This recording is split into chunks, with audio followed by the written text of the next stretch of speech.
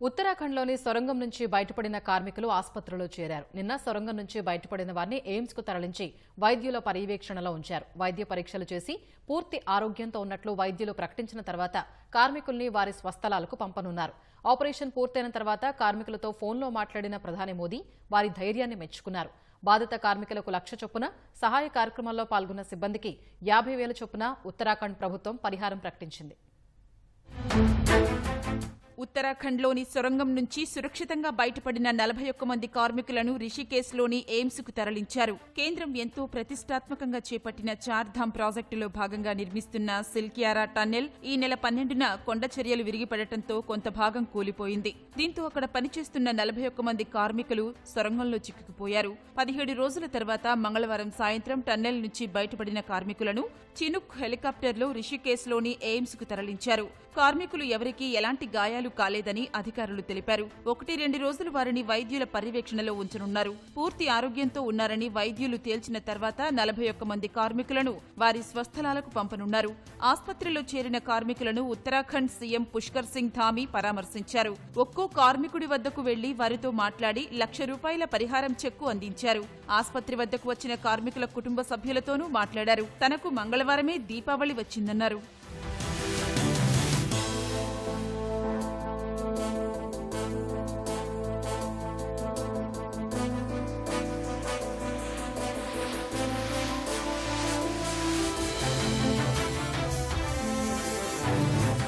సొరంగం నుంచి బయటపడిన కార్మికులతో ప్రధాని మోదీ ఫోన్లో మాట్లాడారు. కార్మికుల ధైర్యం ఎంతో గొప్పదని ప్రశంసించారు. దేవుని ఆశీస్సులు, బాధిత కుటుంబ సభ్యులు చేసుకున్న పుణ్యం వల్లే వారంతా క్షేమంగా సొరంగం నుంచి బయటపడ్డారని ప్రధాని మోదీ అన్నారు.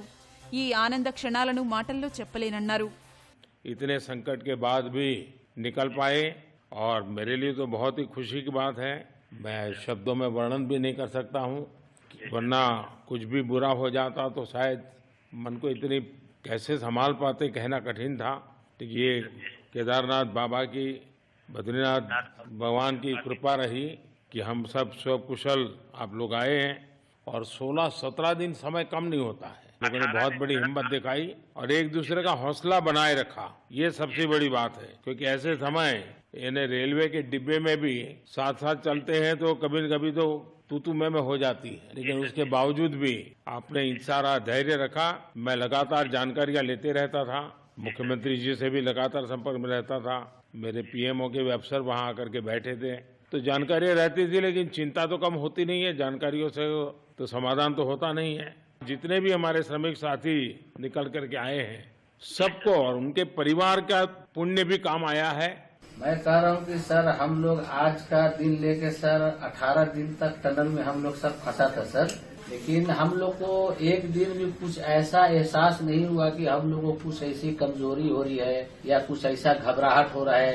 ऐसा कुछ नहीं हुआ, क्योंकि सर हम लोग 41 मेंबर्स थे सर, और सब अदर स्टेट से सर, लेकिन ऐसी कोई बात नहीं। हम लोग सब भाई के जैसा रहते थे सर। किसी को भी कुछ हो तो हम लोग एक साथ रहते थे, कुछ भी प्रॉब्लम होने से कोई दिक्कत नहीं था। खाना आता था, खाना भी सब मिलजुल के बांट के सब एक जगह भी हम लोग खाते थे सर। और रात में खाना खाने के बाद भी जितने भी हमारे आदमी थे सबको मैं बोलता था कि चलो एक बार टहलते हैं। मतलब टनल का जो हमारा लेंथ है सर 2.5 किलोमीटर हो गया है सर, उसमें हम लोग टहलते थे सर। और मॉर्निंग का जब समय होता था तो हम अपने बंधुओं से बोलते थे कि देखिए हम लोग खा रहे हैं, पी रहे हैं, और तो हम लोग को कुछ काम है नहीं अंदर में, तो थोड़ा योगा वगैरह ये सब मॉर्निंग वॉक थोड़ा करते हैं अंदर ही में। बाहर में तो जाने का कोई ऐसा है चीज है नहीं, तो अंदर में हम लोग अपना घूमते टहलते थे। और हम सर सबसे शुक्रिया अदा करेंगे सर उत्तराखंड सरकार की सर। తాము సొరంగం నుంచి సురక్షితంగా బయటపడటానికి కారణమైన కేంద్ర, రాష్ట్ర ప్రభుత్వాలకు కార్మికులు కృతజ్ఞతలు తెలిపారు.